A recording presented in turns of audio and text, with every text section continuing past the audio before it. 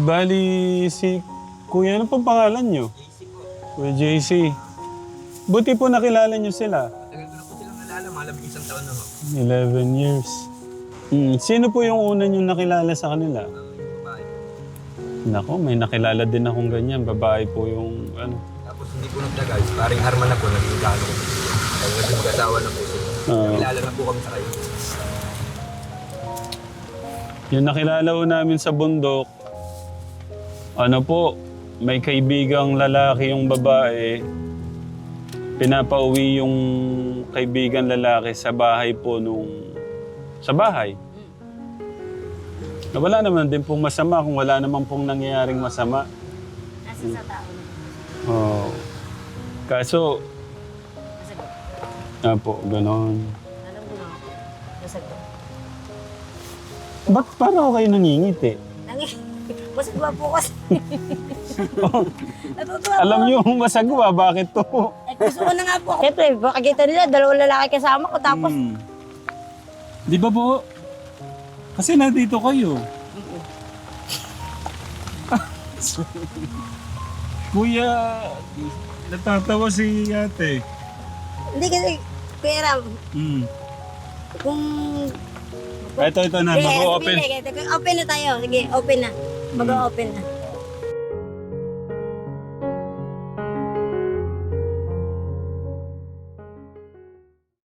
Puno na daw doon. Mm. Pero kahit na puno sana. Parang baka nagtrabaho sa ano yan. Baka nagtrabaho sa San Miguel yan. Parang yung mukha niya, namumukhaan ko eh. Yung isa yung nakatago. Yung nakatago ng ano. Sa gawa ng aircon. Correct? Oo, hindi sa may ano. Gawa ng... Yung bilihan ng pastilya saka ng ube, yema. Hindi yata, parang hindi siya tinanggap doon. Narinig ko yun eh. Narinig ko yung ano.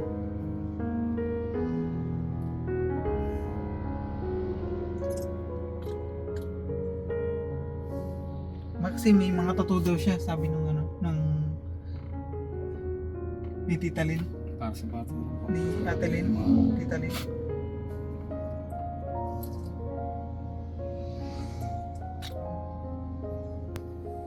Hirap yun. Kuya Bart, ikaw tatanungin ko. Anong gagawin natin? Bigyan po sila ng pagkain po. Hmm. Pagkain. Yung pwede po nila kaagad kainin. Hmm. Ano mas maganda po, prutas? Yung mga prutas? Ikaw, ano ba? Prutas?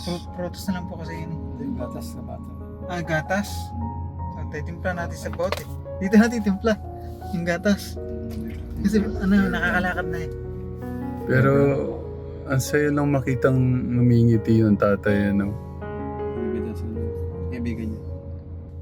Mukhang matagal-tagal na sila dyan eh. Kasi yung kalat, yung ano. Madami na no.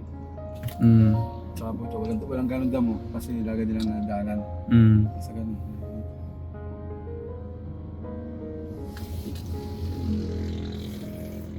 Meron dito po yung dilaw na kumag. Kasi mga itong dilaw dito. Pagbabal na sa dilaw. May nahanap po kaming mag-anak ka Telegram. Ngayon dumaan po kami dito. Nadaan po kami dito sa... ano to? Baliwag. Papuntang Baliwag. Nakita po ni Kuya Martin. Kuya Bert, first mission mo to? Hindi, mag-intro ka muna dito. Gusto po namin, tumanaw ng utang na loob sa mga tao po. Kaya po kami lumabas para, hindi lang po basta para kumain o malibang. Malibang na din po sa mission. Si Tatay Ram po, binigyan niya po ako ng pagkakataon po para ipagpatuloy yung buhay. Sana po matulungan niyo po ako para po kumustahin po kung ano po yung nangyayari dito po sa dalawang mag-ama. Dalawang magkaibigan po sila. Magkaibigan. Tara po, silipin po natin sila. Galing ah. Nahalo ako dun ah.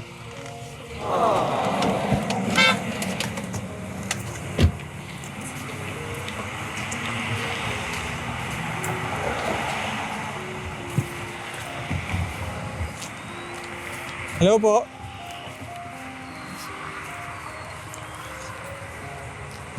Kukumustahin lang po namin kayo kung ano po yung pinagdaanan niyo sa sa dati niyo pong tinitirhan. Mahirap. Opo. Siya po si Tatay Ram. Marami po siyang tinutulungan na may sakit, yung na-stroke, saka yung yung mga hirap sa buhay. Saka po yung mga naglalakad sa lansangan, binibigyan niya po ng pagkakataon na maranasan po yung masarap na buhay. Ano po ba yung kailangan niyo na mga gamit sa sa bahay po? Kalan po, kalan. Mas maganda po kung makikilala niyo po yung munisipyo po, tapos makikita niyo po yung yung kung sino po yung nakaupong mayor Para po po makahingi ng tulong. Opo. Pwede naman Mas po. lumakas po yung loob niyo na mas maituwid po yung buhay. Mahirap po yung ganitong sitwasyon ng pamumuhay. Opo. Kahit na nga lang simple na nga lang mas maganda meron talagang inuwi ang maayos sa Opo. bahay. Kahit na nga lang Opo. maliit. Mas maganda po yung yung meron po kayong hawak na may hawak po kayo na yung pandepensa po, katulad na kutsilyo, Oo. mga itak, ganun po. Sa awa naman ng Diyos kahit Itak. pa paano wala naman bumababa naman ng ganun dito sa Hindi po, kayo po, kailangan nyo po ng ganun. Para pwede rin po. yung mas gumanda po yung buhay nyo. Hindi puro, yung tinitingnan lang po kayo ng tao na mababa. Yung, Takbo ng pamumuhay namin, Opo. itsura ng mga damit. Pag pagkakam- naglalakad sa karsada. pagkakamalan po kayo, ganun. Nangingi na nga lang ho kayo ng tubig sa kantin, nakakahiyaan Ayun Minsan nga po. meron ho talaga na, putangina, huwag pa inumin yan. Kasi mga yan. Oo. Yun lang ho, nakakababa ng dahil Opo. alam mo namang hindi ka sira ulo. Ilang taon, may taon na po ba kayo dito? Wala pa naman. Wala pa naman po. Ilang buwan pa lang kami dito. Apo. Masarap po mabuhay kapag lagi may pagkakataon po. Kahit po hindi ka makasakit ng tao, basta yung... May magbibigay nga lang ho sa amin trabaho maayos, dapat hindi ho namin papatulan. Apo. Wala ho talaga, wala ho talaga. Huwag Kahit mababa lang ho ang sahod, basta meron libre tirahan lang at pagkain. Mahirap po ng ganitong sitwasyon. Kahit sino, hindi tatagal. Apo. May kamag-anak po ba kayo dito? Meron nga, sa Cruz na Daan ho, tiga Cruz na Daan ho ako. Cruz na daan po? Ako po si Reiniel. Reiniel po. Apo. Ano pong pangalan niyo po? Arman Diasis. Arman Diasis. De Asis. May tatanda. Kayo po, ano pong pangalan niyo? JC Reyes po. JC. Kaya JC. Gusto niyo po ba ng ano po ba? Prutas po, prutas. Kahit po sir, kung ano po yung bukal sa loob nyo. Ibigay nyo talagang kung saan nyo yung binigay nyo, tatanggapin nyo namin. Hindi naman kami maano kung ano yung ibigay ng tao. Basta yung kusang loob nyo lang yung binigay. Kung walo sa puso nyo, tanggapin nyo namin yun. Mahirap po kasi yung kung ano-ano hingin.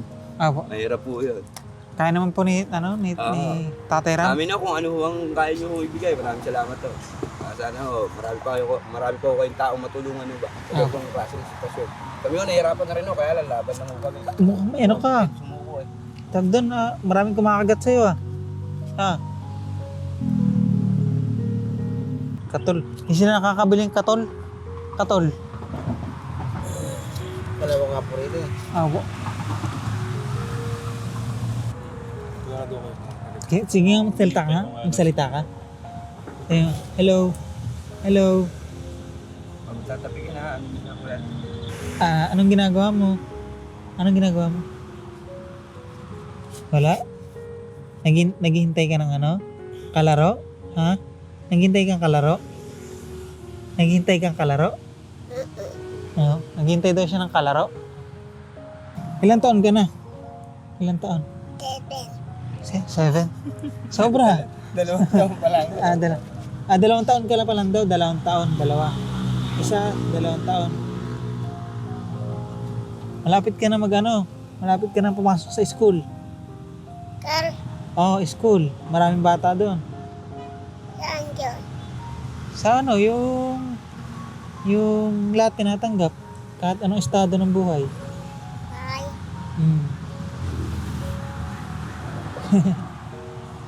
Napaaway po ba kayo kaya po kayo napunta rito? Hindi po. Dati po kasi nasa kabila kami. Opo. Kung inupahan na yung ginagawa ron, lumipat kami rito. Ano po yung may nagpaalis po sa inyo? Wala naman. Wala po. Naisip. Ginawa na po kasi nandun, ginagawang gawa ng mga, yung ano ba, furniture ba? Opo. Yung mga ginagawang lamesa, Opo. papag, pintuan, kaya kami nalilipat dito. Nung kabataan niyo po, nung bata pa po kayo, medyo hindi pa kayo matanda, na may nakapag-aral po kayo? Ako, hindi ako nakapag-aral eh. Kayo po, nakapag-aral po kayo? Ayun din ako eh. Marami ko kasi kami magkakapatid ng dati. Kaya napili lang ako ng tatay at nanay ko kung sino yung mga mag-aaral. Sino po yung... Kayo po ba? Nasa po yung asawa niyo ngayon? Hindi po sa may kabila po. Alam mo po, Yung mga bata? nag-aaral nga po, kabila rin po. Opo. Ano nga po yung napag-usapan nun? Saan po tayo na gano'n nun, kuya? Sampalok po yung kuya. Sampalok. Sa Sampaloc? Okay lang, kuya. Lagyan kitang mic. Okay lang po. Kumusta na po kayo? Ito po, tuloy pa rin yung laban sa ano. Okay. May isang taon na ba yung huli nating kuya? Hindi lang po. More than isang Taon na po mahigit siguro. Mahigit. Okay. Hindi ko alam kung maalala niyo pa si kuya. Pangalan mo, kuya? Arman po. Kuya Arman, lobat yata to. Hindi. Hal. Sige Ram. Kumusta po? Si Ram oh. Basta po. Ba't to kayo... Akala ko na ayos na ho yung buhay niyo. Napalis po kami doon sa lugar po na yung nakita mo po. Ba't to kayo pinaalis? Kasi ano daw po pinalis na po kami ng may-ari, sabi po ng kapitan. Kaya nalipat naman po kami. Sige po. Baka pwede ko kayo makamusta kasi nasili po kayo ni Kuya Martin habang pabiyahe po kami. Pero ako, hindi ko napansin. Si Kuya Martin, ako kasi nagdadrive eh. Yeah, nung nakilala po kasi natin sila nanay at tatay noon, meron tayong mission noon si Kuya Bikbik. After ni Kuya Bikbik, meron tayong kagaya din na kayo po, kilala niyo si ate, yung kinuwanan ko ng bahay. Yung napanood po namin yun sa... Bagay na yun, di ba? Oo. Tapos binilang ko ng motor na may sidecar. Tapos, Parang bininda rin yata nila Kuya Ram, di ba? Apo, tapos ang after no, naayos ko na yung buhay nila. Kumbaga tinutulungan natin para sa mga bata. Hindi tayo bumibitaw para po sa mga bata. Pero ang problema po kasi, dahil po sa bisyo po nila, nabaliwala din po lahat ng tinulong niya. Na sana ikakaayos po sana ng buhay na nila. Tsaka para sa mga bata. tapos ang nangyari po noon, nung unang video sa inyo, inilabas po natin, parang may nakakakilala yata sa inyo. Tatay Ram, ganyan-ganito, ganyan din yan. Yung sa panahon po na yun, Kuya Ram, nung natagpuan niyo po kami, siguro po mayroon pong ganun sistema. Pero sa panahon po ngayon na nasa ganito kami, pinilit na po namin na alisin yung mga ganong bagay. Kasi wala rin pong pinatutunguhan. Mahirap na nga po yung buhay.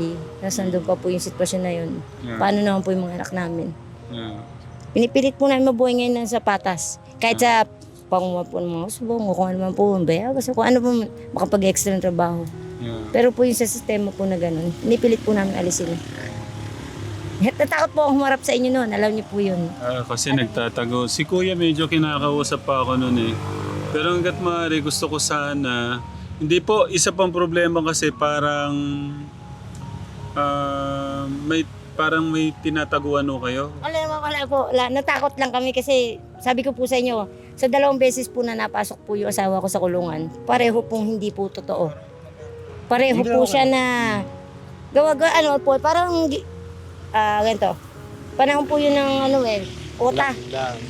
Kailangan po may makuha po silang gano'n na tao, dagdag po sa kanilang ranggo at Pero Sige po. Opo, yung pangalawa rin po, napagbintangan din po siya.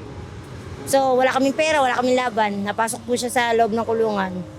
Pero inilaban po namin yung kaso na yun. Sa awa po ng Diyos, nanalo naman po kami. Wala po lumabas na witness at saka yung pinaparatang ko sa kanya, hindi po talaga totoo. Yun po, nanalo naman po kami sa pangalawang kaso po na yun. Opo. Naalala ko pala nun, yung talagang gusto ko kayong makausap nun, parang tumakbo pa kayo sa tindahan, di ba po? Naalala niyo po? Sa takot ko po, totoo po yun. Totoo po, sa takot ko po na baka sakaling mangyari at maulit po. Na sa sitwasyon namin na ganito na naman, ito na naman, wala na naman ba kayong mga kapa na ganun, kami na naman po ba pag-iinitan nyo? Palibasa wala kaming pera, ganito sitwasyon namin, kami na naman po ba? Yun, kaya takot ko po, pasensya na po kayo sa nangyaring reaction ko po nun sa inyo. Ito, naalala ko na, buong pangyayari na parang naalala ko na yung buong, kunin ko lang to kuya, para mas malinaw lang. Kasi si kuya nun, kinakausap naman ako kahit papano, di ba po? Pero si nanay po pala, naalala ko nang tumutulong ako sa kanila, kasi nga gusto ko talagang kahit papano, maibigay ko yung best ko. Ayun, buo na, malinaw na yung ano ko. Kasi kanina medyo, kasi hindi lang sila kasi yung parang gusto nating ayusin yung buhay. Kasi dahil nga hindi nyo naman, kumbaga wala namang kasalanan yung mga anak nyo, biktima sila eh. Kahit saan natin tignan, biktima yung mga bata yung gusto kong tulungan, yung inaano ko dito. Sa akin naalala ko na, si kuya parang okay sa'yo na parang gusto ko kayo, ikaw gusto mo tulungan kita, pamilya mo. Si nanay pala Katekram, parang kahit anong gawin ko, umiiwas kayo tapos Sa takot po. yung huli, tumakbo na kayo. Nagpunta pa kayo ng naalala ko na. Bilyaran po sa bilyaran po. Bilyaran sa may tindahan po ng pagkain po yata yun. Opo, sa takot ko po na mangyari po ulit yun. Opo. Nung after nun, kasi may nagsabi sa akin na Tatay Ram, yung nangyari doon sa ginawa mo, kinuha mo ng bahay, tapos binila mo pa ng tricycle, kabuhay yung showcase. Ninoko ko lang, ganyan din ang mangyayari dyan. So, sa akin, ayaw ko na lang mag-judge dahil nasaktan ako doon sa una. Parang dahil ayaw nyo naman din, dahil mailap kayo, Takot. so ibinigay ko na muna sa iba yung tulong ko kasi gaya nung natakot po kayo. Opo. Kaya pala natakot kayo. Dahil sa pangilang beses na nangyari po sa buhay namin na wala kaming kalaban-laban dahil mahirap lang kami. Lagi Parang kami, nagka-phobia na po. may phobia na at saka isa pa, wag na nating siguro may kinakatakutan o kayo nung panahon na yun. Siguro, nung panahon po na yun. Pero sa ngayon, kaya na po namin harapin yung buhay namin. Wala na po. Opo. Gano'n na po ka wala talaga yung bisyo. Tagal na po, mula nung umalis kami doon, kahit na wala po, tumalikod na po kami doon kasi ano naman din po mangyayari sa buhay namin kung ganun pa ulit lang. Ba't kailangan nyo pong talikuran yung mga kasalanan o yung mga bisyo na yun? Kasi wala po ako nakikitang magandang patutungan para sa mga anak ko. Tulad po ngayon, napaisip ako na yung mga anak ko, hindi ko mapag-aaral. Tapos wala kami halos araw-araw na kailangan po, hindi naman po natutususan. Tapos sasabay pa po namin yung ganyan. Eh kung ganito, kahit pansamantala ganito buhay namin, kahit sa pagkain lang po nakakaraos po kami. Yun. Tsaka may direksyon yung isip ko po para po sa mga anak ko. Paano nyo dinidiskartehan po yun, yung pagkain? Yan, tulad po ngayon. Tulad kami yan. Alam po kami na bayabas. Pagka po may usbong, ayan. Kung makaka-extra po sila ng trabaho, may tumawag po sa kanila ng pag-construction, pwede po silang mamasukan. Okay naman po kahit pa paano, makakaraos na lang din po sa... Medyo umaano na talaga kasi medyo matagal na no? Sabi ko, kaya kinakatakot nito? Sa isip ko, Napaganda po kasi nung bunga niyo po sa akin eh. Sabi niyo po, pwede po... Sige, ano po yun? Yung pagsilip niyo po kasi sa kubo, sabi niyo pwede po Sige po, naalala ko na. Yan. Ano po? Sige, sabihin Pwede niyo po dito. makita. Siyempre, ano ko lang ho yun, makita eh. Tapos sabi ko, alam naman po wala kami banyo, sinanapan pa ako tissue. Sabi ko, boss lang naman ako. So wala ko kayo, siyempre wala naman kayo. Wala kami t-shirt eh. Hindi, ibig ko sabihin, kumbaga nabuo sa isip nyo na, ano to, agent to, Opo, nag-ano meron to. pa po kayo, nakita ko pa po meron nakalagay ko. Ano ba yun? Sabi ko, bakit yung CR lang ako, may ganun pa. Sabi ko, Sa naisip nyo, baka police to, o nagpapanggap na ano to, Opo. no? Pwede pong maging ganun, tapos maglalakad, datakmain ka na lang kung ano, no. Wala kayong kaano-ano, ganun. Pwede pong mangyari po ulit, sabi ko. Kaya yung takot ko po, hanggang nakarating po tayo ng kantin, nahabol niyo po ang sasakyan, di ba? Lalo kinakabahan, parang gusto ko na po tumalon sa damo. Tapos kailan nyo nalaman na, ano po, na tumutulong mo pala talaga tayo? So, naghingi po kasi ng tulong doon sa kapatid ko na tito po pala niya si Kuya Vic ba? Kuya Vic, yung tinutulungan niyo rin po. Sabi niya po, nilampasan po namin kayo. Naku, Eka, ti Joyce, Kuya Ram, Eka, yan yung Eka ang tumutulong Eka doon sa ano. Tumutulong Eka talaga Alam yan. niyo ba, ang tagal kong pinagamot sa hospital yun? Opo. Pinanonood ko po yung mga vlog niyo po doon. Hanggang sa matapos, nakita po namin. Kaya panood po namin. Tapos Pero po, hindi lang ho ako yung tumulong. May mga kasama po akong tumulong sa kanya. Lalo na po yung mga kamag-anak niya. Sila po yung nautosan kong magbantay. Sabi niyo, huminto na kayo sa bisyo yung ano, ba't nagpatuloy itong ganitong ano? wala pa po kami malilipatan eh. Pero kung halimbawa po meron kami oportunidad na magkaroon po kami hanap buhay na mas maayos, lilipat mag-apartment po talaga kahit maliit na tulugan po. Eh pansamantala po, sabi ko nga sa kanila, mag-ayos nga rin po sa kahit na, kasi may mga nagbibigay po sa amin ng gero. Eh hindi naman po nila nakasikaso dahil nga po sa ginagawa po nilang hanap buhay, ganun. Eh ako naman po, hindi ko naman po kayang ayusin po sa ngayon kasi may anak din po akong maliit. Pero pwede po kami mag-ayos ng kubo kung ano. Nasaan po yung ano, yung mga malalaki no? Kasi wala pa to nun eh. Nakay mama po. Hindi, nandiyan na po yun. Maliit po to. Pero ngayon nakay mama nag-aaral na po. Wait lang. Ilang taon na ho ba to? Magtatatlong taon na po to sa 23. Parang di ka lumaki. Magtatatlong taon na po yan. Hindi na po ni Kiram ng isang maliit-liit. Nag-aaral na po yun. Nag-kinder na po ngayon. Tsaka isa si Johan, kasama natin si Johan. So, ano, naabutan ko to? Opo, nandun. Yung binibiro niyo po ako na sabi niyo, baka binibenta mo yung anak mo sa niya. Niloloko niyo po ako noon. Sabi ko, hindi po, kahit na naghihirap ka ako kami, hindi ko naman po gagawin yun. Hindi ko naman po, syempre, kahit na naghihirap tayo, anak mo yan eh. Nasaan po ngayon yun? Si ate, yung binigyan ko ng motor na may sidecar. Makikita po namin sa Diki po, Diki ba yun? Pagka nagpunta tayo sa Baliwag, Hindi ko na nakikita hindi na. Dati tutulak po ulit ng ng parang stroller ng bata. Kami, ginawa nila, no? Gandang tulong ginawa ni Kiram, pero wala na. Isipin mo, in advance ko, ilang buwan, halos parang 6 months yata yun. Tapos yung kabuhayan para nga sa mga bata. Tapos, kasi nangako po sila na hindi na daw po sila babalik sa pagdadrugs, sa bisyo. Mahirap po kasi yung sa salita. At saka yung dapat po, kusang loob mo na bibitawan yun para, hindi pinangako mo kasi kaharap lang po kayo, ganun. Kailangan bitawan mo kasi nasa sa loob mo. Kasi para sa mga anak mo, ganun. O para sa sarili mo na lang din, nakikita ka ng tao na ganito na nga eh. Ay, umuulan na po kaya Ram. Gaya po niya, nung umuulan, saan ho kayo? Pwede ho tayong pumasok doon kasi mababasa po tayo. Wala, basta Ayan, bumuhos na ulan. Paano ho kayo niyan? Diyan ho kayo kahit umuulan? Papasok po tayo kasi mababasa tayo. Dito po. Sige na, pasok na. Kaya po kaya Ram. Ayun na, pakita mo yung ulan. Ayun na ulan, no? Kuya Bert, dito na. Ito yung kanilang, dito na, oh. Kuya Bert. Kasya po ba kayo, Kuya Ram?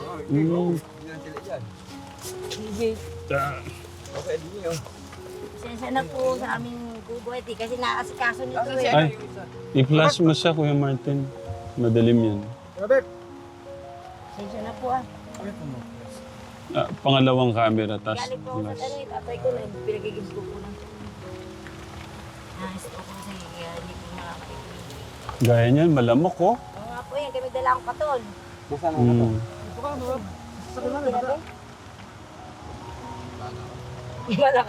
Balang maulan na dyan. Ayaw niya. Na ano siya, naiya siya.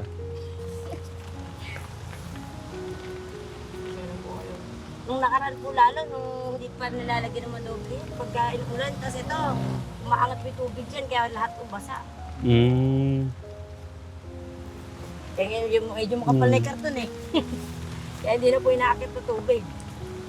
Ayun na! Ano? Ay, lamok po. Ang daming lamok, no?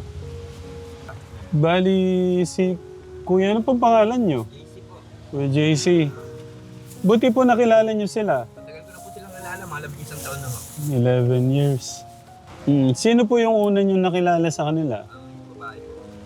Nako, may nakilala din akong ganyan. Babae po yung ano. Tapos hindi po nagtagal, paring Arman na po, naging kano ko po sila. Kaya naging mag-asawa na po sila. Nakilala na po kami sa kayo.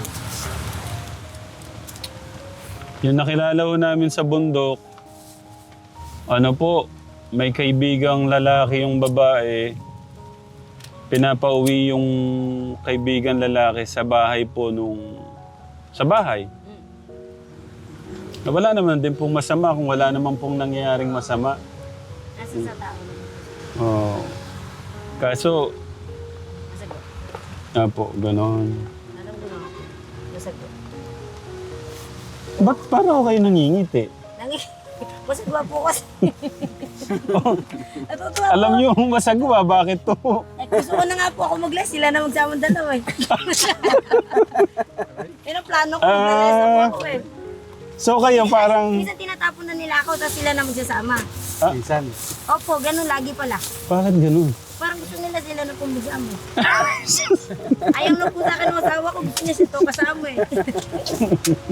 Kayo, pinag-iisipan yung ganun. Oo, minsan pag ako pag-isipan niyo, mas maganda pag-isipan niyo silang dalawa eh. Kasi mas madalas sila yung gusto nila magkasama eh. Ay, ganun? Opo. Bakit ganun, Kuya? Kuya? Ito, sunod lang na sunod sa kanya. Eh ako, lagi ako nagagalit. Eh di siyempre, sasama po siya sa mas nakakasundo sige, niya. share nyo na. Wag na kayong mahiya. May ano? May something. May something? Wala naman. Siyempre, makikita nila, dalawang lalaki kasama ko. Tapos, Di ba po? Kasi nandito kayo. Kuya, natatawa si ate.